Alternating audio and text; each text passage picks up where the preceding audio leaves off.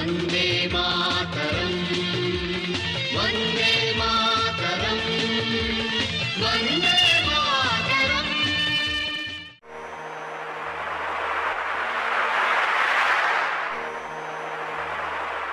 जय हिंद, वंदे मातरम, भारत माता की जय। राष्ट्र गौरव के इस अंक में हम बातचीत करते हैं चीन के विषय में, भारत के विषय में।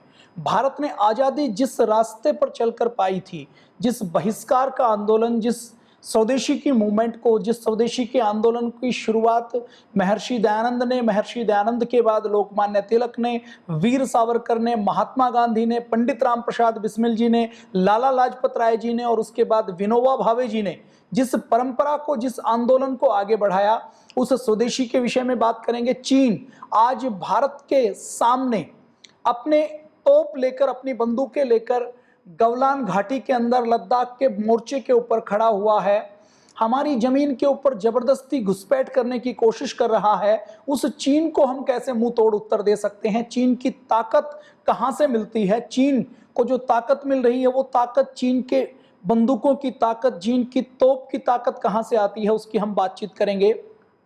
आप सब जानते हैं आज पूरी दुनिया में चीन ग्लोबल मैन्युफैक्चरिंग हब बन चुका है। दूसरे शब्दों में मैं कहूं तो ग्लोबल फैक्ट्री बन चुका है। किसी भी देश को यदि कुछ बनवाना हो तो वो यदि चीन में आ जाए तो चीन में मैन्युफैक्चरिंग के ऐसे ऐसे क्लस्टर बने हुए हैं कि एक पूरा शहर उन्होंने डेवलप कर दिया कि उस पूरे शहर में स्टेशनरी के आइटम बनेंगे, गिफ्ट के आइटम बनेंगे, ज्वेलरी के आइटम बनेंगे। एक उन्होंने पूरा शहर बसा दिया कि यहाँ पर मोबाइल की मैन्युफैक्चरिंग होगी। पूरा एक इन्होंने शहर बसा दिया कि यहाँ पर इलेक्ट्रॉनिक्स के कंज्यूमेबल्स बनेंगे, कंज्यूमर गुड्स बनेगी। एक पूरा शहर उन्होंने पोर्ट के पास बसा दिया जिसके ऊपर शिप बनाई जाएंगी, बड़े जहाज बनाए जाएंगे, कॉमर्शियल जहाज बनाए जाएंगे, बोट्स बनाई जाएंगी। उन्होंने पूरा एक शहर बसा दिया कि इस शहर के अंदर जो केमिकल्स का काम होगा, इंग्रेडिएंट्स का काम होगा, जो केमिकल फैक्ट्री के लिए, फार्मा इंडस्ट्री के लिए जो एपीआई की आवश्यकता पड़ती है, उसका काम होगा। तो अलग अलग उन्होंने अपने व्यापार के लिए बिजनेस हब बनाए हुए हैं, क्लस्टर बनाए हुए हैं। और पूरी दुनिया में जब किसी व्यक्ति को कुछ बनवाना होता है, वो एक बार चीन के उस हब में चला जाए तो उस प्रोडक्ट के आईडीए के साथ उसकी कॉस्टिंग, वो उससे पूछते हैं कि आपको कितने रुपए का सामान चाहिए। मान लीजिए कि हम में से कोई व्यक्ति जाता है कि चीन से कहता है कि ये प्लास्टिक का एक रिमोट बना दीजिए, पेन बना दीजिए, सेल बना दीजिए, मोबाइल बना दीजिए, घड़ी बना दीजिए, गिफ्ट आइटम बना दीजिए, खिलौना बना दीजिए, ड्रोन बना दीजिए, हेलीकॉप्टर बना दीजिए, शिप बना दीजिए। तो वो उनसे पूछते हैं, सामान्य कंज्यूमेबल्स की मैं बात करूं तो उससे पूछते हैं कि आपको किस क्वालिटी का, कितने रुपए का चाहिए। तो उसकी सारी डिजाइनिंग से लेकर, फीचर्स से लेकर, ड्राफ्टिंग से लेकर, मैन्युफैक्चरिंग से लेकर, प्रोडक्शन से लेकर, उसकी पैकेजिंग से लेकर, उसकी शिपमेंट तक सारा सॉल्यूशन उनको इन हाउस एक छत के नीचे मिल जाता है। और ऐसा करके चीन ने पिछले 30-40 सालों में, देखिए मैं 1990 के दशक की मैं बात करूं और 1978 की बात करूं तो 1978 में भारत की प्रति व्यक्ति जितनी आय थी, चीन की प्रति व्यक्ति आय भारत के प्रति व्यक्ति आमदनी से कम थी। भारत का व्यक्ति 100 रुपए कमाता था तो चीन का व्यक्ति 70 रुपए, 60 रुपए ही कमा पाता था। वो चीन जो भारत से बहुत पीछे था, वो आज वर्ल्ड पावर बनने की दिशा में अपने आप को मानता है। वो दुनिया के मिलिट्री लीडर को, दुनिया के पॉलिटिकल लीडर को, दुनिया के इकोनॉमिकल लीडर अमेरिका को आंखें दिखाने की कोशिश कर रहा है। तो चीन को ये शक्ति कहां से मिली?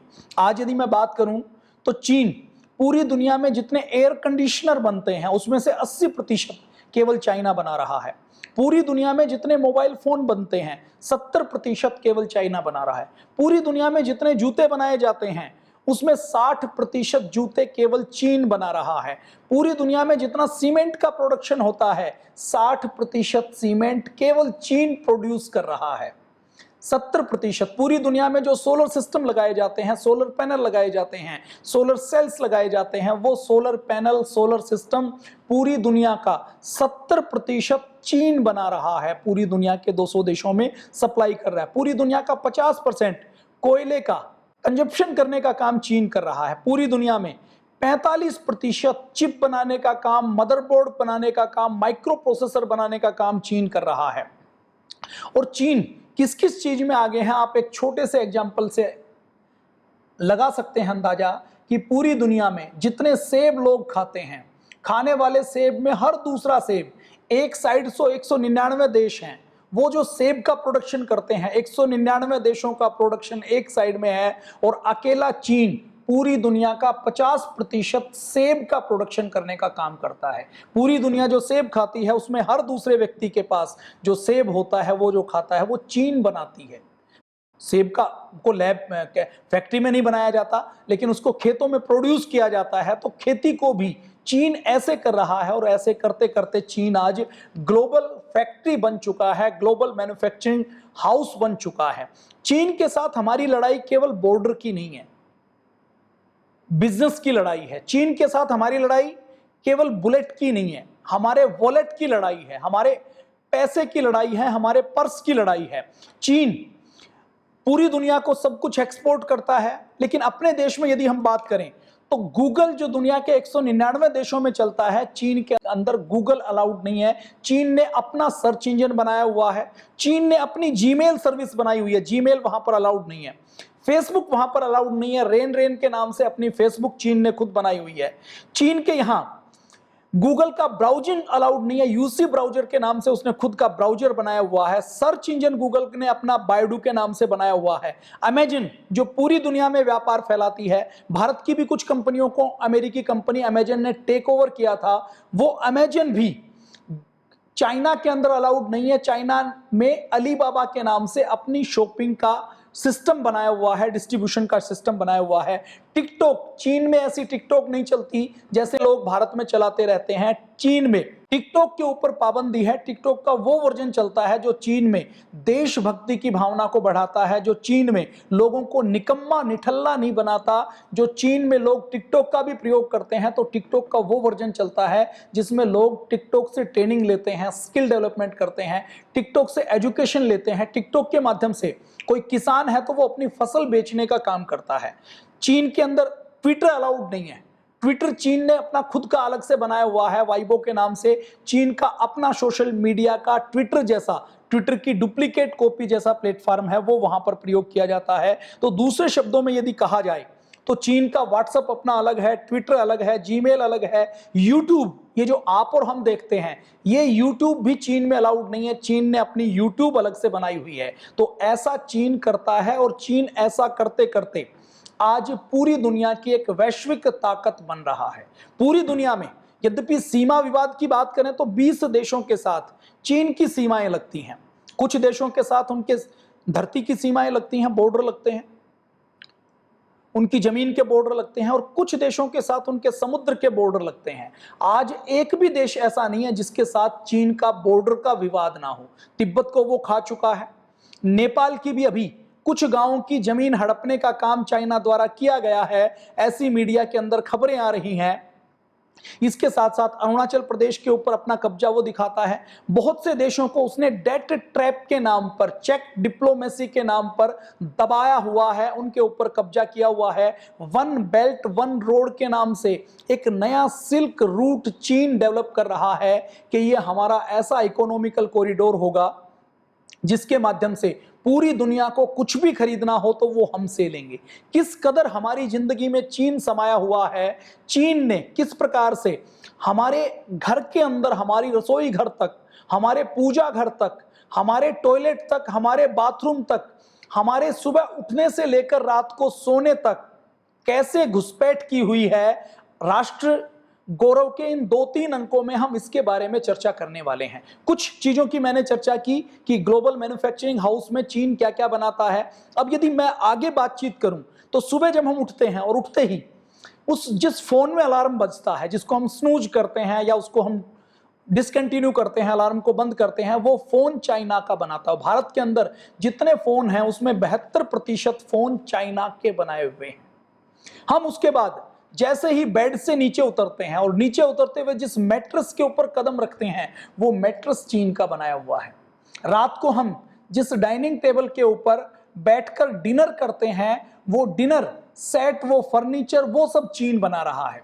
चीन हमारी लाइफ में किस प्रकार घुसपैठ कर चुका है, आप अंदाजा लगाइए कि सुबह जब हम उठते हैं, उठने के बाद अलार्म बजा तो अलार्म चीन बजा रहा है। फोन में हमने उसकी बेल सुनी अलार्म की तो वो फोन चीन बना रहा है।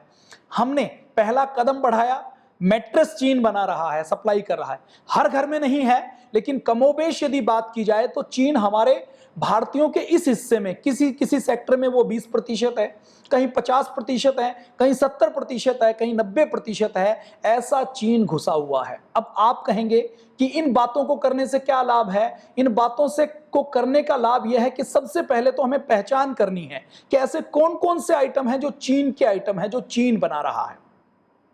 अभी देखिए, पहले जो आइटम्स आते थे उसके ऊपर लिखा रहता था कि ये मेड इन चाइना है। अब उन्होंने चाइना लिखना बंद कर दिया, वो उसकी जगह लिखते हैं मेड इन पीआरसी। हमारे देश के अंदर 50, 60, 70 करोड़ लोग तो ऐसे हैं जिनको पता नहीं पीआरसी का मतलब क्या है। पीआरसी का मतलब है पीपल्स रिपब्लिक ऑफ चाइना। ये चाइना का आधिकारिक नाम है जो चाइना की गवर्नमेंट, वहां की कम्युनिस्ट पार्टी प्रयोग करती है चीन के लिए। चीन को, चीन के अंदर चीन नहीं कहा जाता, उसको पीपल्स रिपब्लिक ऑफ चाइना कहा जाता है। तो पीआरसी उसने लिखना शुरू कर दिया। और षड्यंत्र क्या चल रहा है? आप कोई प्रोडक्ट खरीदेंगे तो प्रोडक्ट के बाहर लिखा हुआ है कि ये प्रोडक्ट मलेशिया के अंदर बना है।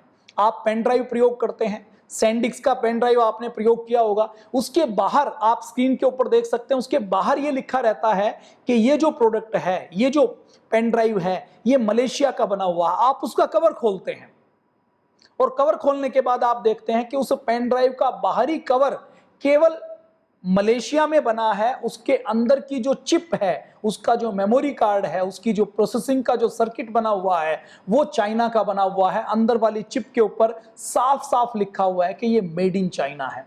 तो जहां इतना षड्यंत्र हो, जहां इतनी गहरी बातें हों, वहां भारत का आम आदमी कैसे अपने दैनिक जीवन में क्या क्या सेक्टर हैं जिसमें चाइना का प्रयोग करता है, उसके बारे में हम बातचीत करने वाले हैं। और तथ्य के अनुसार, सत्य के अनुसार, तर्क के अनुसार हम बातचीत करेंगे। आपके मन में एक सवाल आएगा कि हम सारी चीजों का बहिष्कार तो नहीं कर सकते। हमने कुछ खरीद लिया, हमारे घर में टीवी है, हमने मोबाइल खरीद लिया, हमने कोई होम अप्लायंस खरीद लिया, हमने कोई अलार्म खरीद लिया, कोई मैट्रेस खरीद लिया, हमने कोई अपने घर के पर्दे खरीद लिए, तो क्या हम उनको फेंक दें? मैं नहीं कहता आपको फेंकने हैं।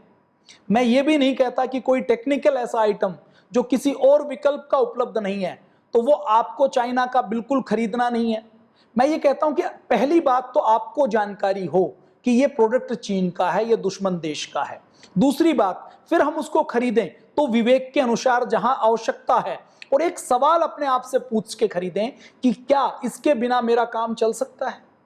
अपने आप से ये सवाल करें। उसके बाद दूसरा सवाल करें कि क्या मेरे सामने चाइना के अतिरिक्त और कोई स्वदेशी कंपनी का विकल्प उपलब्ध है। यदि इन दोनों सवालों का जवाब ना हो, उसके बाद हम विचार करें कि ये कोई टेक्निकल चीज है, इसके अंदर कोई टेक्नोलॉजी है, इसके अंदर कोई ऐसी चीज है जो हम भारत में नहीं बना सकते, जो दूसरी किसी कंपनी की उपलब्ध नहीं है। तो केवल उस केस में आप उन चीजों को कंसीडरेशन में रखें।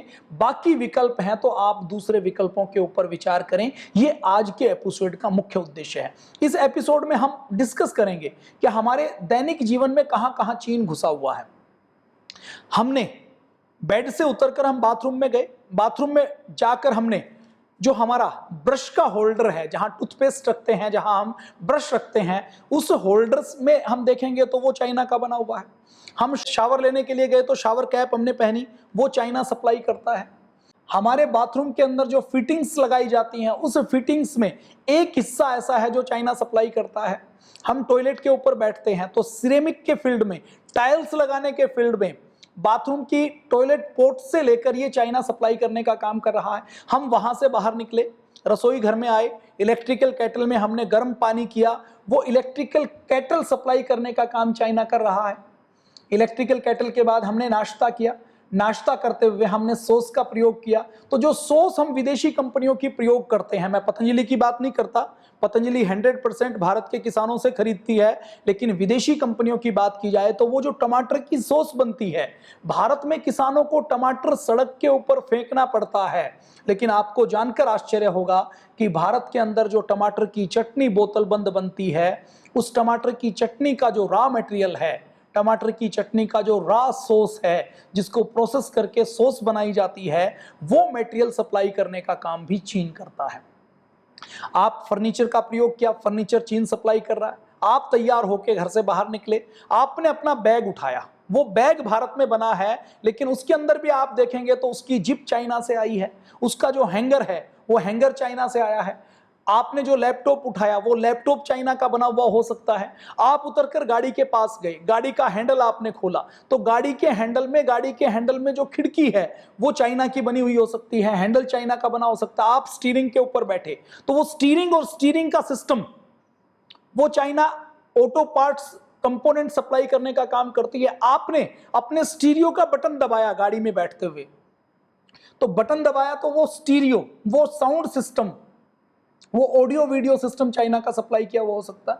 आपने उसके अंदर कोई पेन ड्राइव लगाया, वो पेन ड्राइव चाइना का बना हुआ हो सकता है। आपने अपनी चाबी से कार को स्टार्ट किया तो वो जो आपकी चाबी है उसका कीरिंग चाइना सप्लाई करने का काम करती है। 100% नहीं है इसमें, कोई कंपोनेंट 10% है, कोई 20 है, कोई 50 है, कोई 100 है, कोई 90 है, ऐसे है। आप गाड़ी से घर पहुंचे, आपके अपने ऑफिस में पहुंचे, ऑफिस में आप अपने फर्नीचर के ऊपर, टेबल के ऊपर, कुर्सी के ऊपर बैठे, वो आपकी टेबल कुर्सी हो सकता है चाइना की हो। आपने अपना डेस्कटॉप ऑन किया, उस डेस्कटॉप के अंदर उस कंप्यूटर का ब्रांड चाइना का हो सकता है। आपने ऑन किया, ऑन करने के बाद उसका ब्रांड किसी और देश का है तो उसके अंदर कोई कंपोनेंट मदरबोर्ड से लेकर उसके प्रोसेसर से लेकर वो चाइना का बना हुआ हो सकता है। आपने ऑफिस के अंदर स्टेशनरी प्रयोग की, वो स्टेशनरी सप्लाई करने का काम चाइना करता है। आप ऑफिस से उठकर कॉन्फ्रेंस रूम के अंदर लगे, कॉन्फ्रेंस रूम के अंदर कोई एलईडी प्रोजेक्टर लगा हुआ है, एलसीडी प्रोजेक्टर लगा हुआ है, वो प्रोजेक्टर सप्लाई करने का काम चाइना करता है। जो आप बोर्ड प्रयोग करते हैं, डस्टर बोर्ड प्रयोग करते हैं, जिसके ऊपर कुछ आप लिखते हैं, राइटिंग बोर्ड प्रयोग करते हैं, वो बोर्ड सप्लाई करने का काम चाइना कर सकता है। आप घर आए, शाम को घर आकर आप गार्डन में बैठे तो आपके गार्डन के अंदर जो आप टूल प्रयोग करते हैं हो सकता है वो चाइना सप्लाई करता हो। आपकी पत्नी आपके सामने तैयार होकर निकली, उन्होंने जो आर्टिफिशियल ज्वेलरी पहनी है वो ज्वेलरी चाइना सप्लाई करते हुए हो सकता है। आप अपने बच्चों के साथ खेलते हैं, बच्चे आपके साथ खेलते हुए कोई कार चलाते हैं, कोई टॉकिंग टॉम से बात करते हैं, अपना मनोरंजन करते हैं, वो प्लास्टिक के बने हुए खिलौने चाइना के सप्लाई किए हुए हो सकते हैं। घर में माताजी पूजा करती हैं, उस पूजा घर के अंदर जो मूर्तियां हैं वो भगवान हमारा चाइना का सप्लाई किया हुआ हो सकता है। हमारी होली आती है, हमारी दीपावली आती है, हमारी लड़ियां होती हैं, हमारी पिचकारी, हमारा गुब्बारा, ये हो सकता है चाइना का सप्लाई किया हुआ हो। तो हमारी लाइफ के हर हिस्से को कहीं ना कहीं चाइना दखल देने का काम कर रहा है।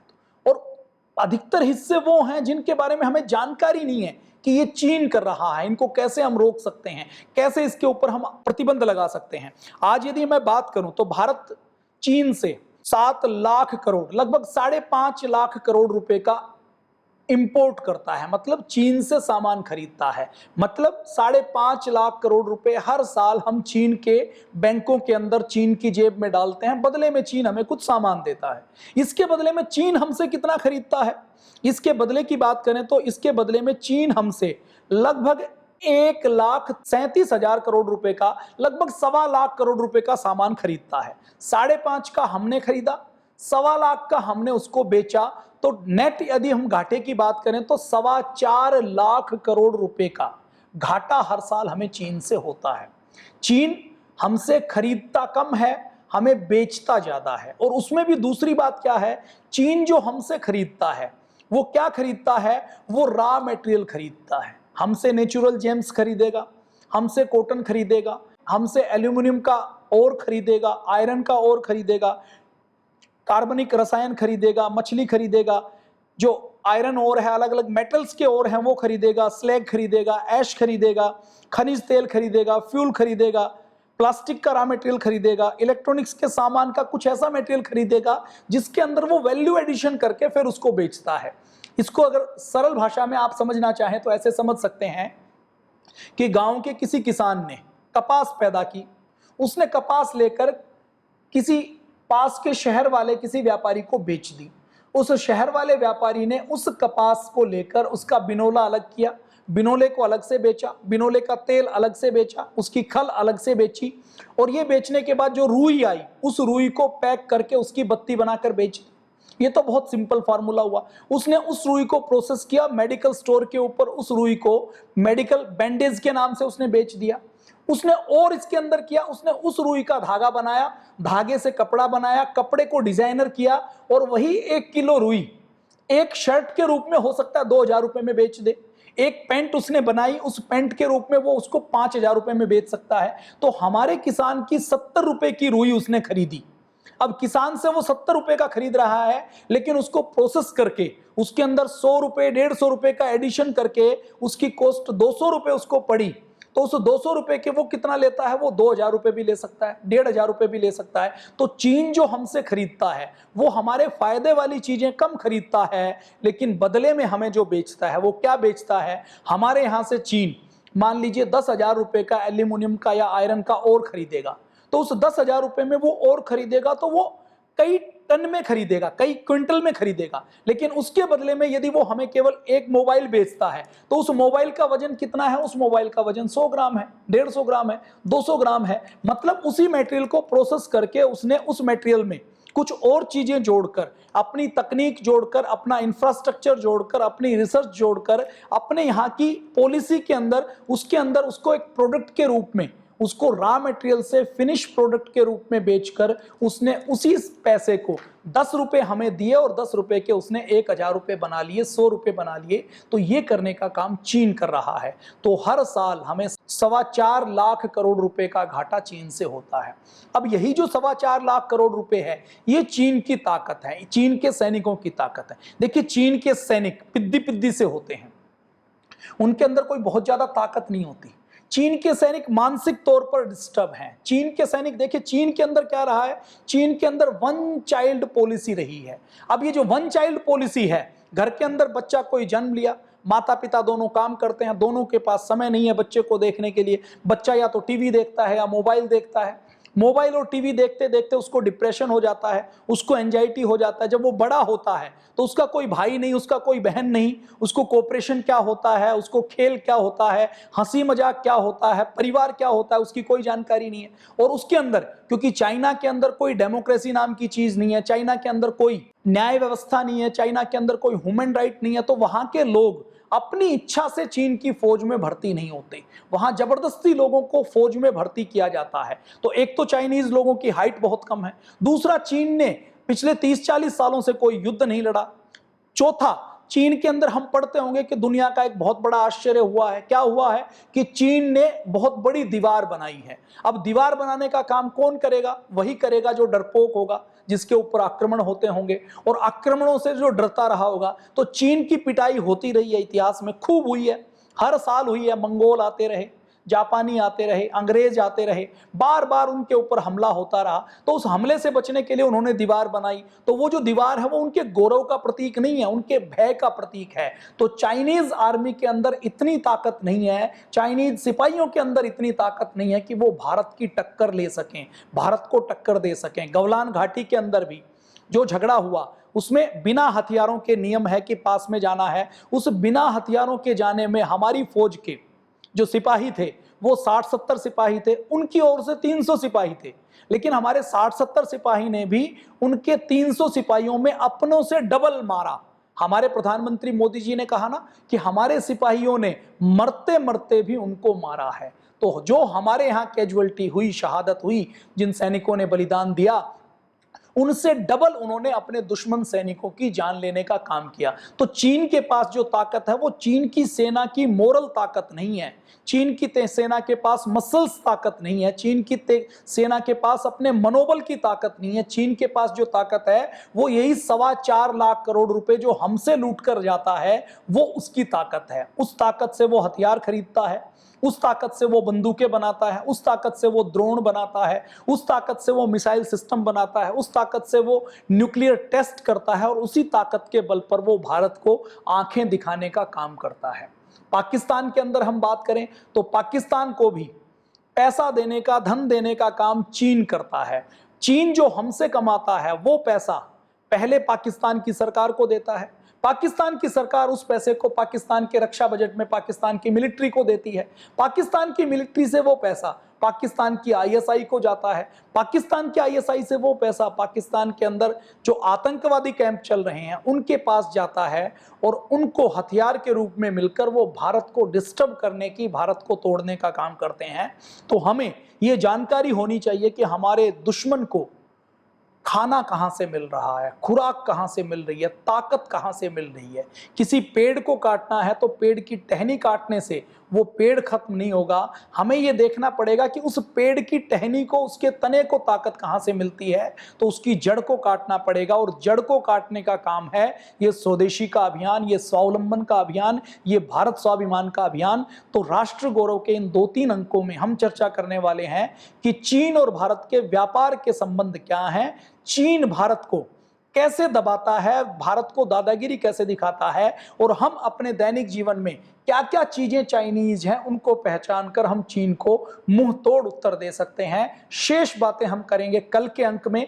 कौन कौन से सेक्टर हैं जहां पर चीन भारत के अंदर घुसपैठ कर रहा है, हमारे भारत के ऐसे कौन कौन से सितारे हैं जिनको हम सितारे कहते हैं, जो नकली सितारे हैं, जो चाइना की कंपनियों का प्रचार करने का काम करते हैं। सलमान खान से लेकर रणवीर कपूर से लेकर विराट कोहली से लेकर आमिर खान से लेकर दीपिका पादुकोण से लेकर ये कितने करोड़ रुपए चाइना की कंपनियों से लेते हैं और उसके आधार पर हमारे भारत के अंदर उन ब्रांड्स का प्रचार प्रसार करके भारत को लूटने देते हैं। तो ये हम बातचीत करने वाले हैं कल के अंक में, परसों के अंक में। राष्ट्र गौरव को इसी प्रकार देखते रहिए।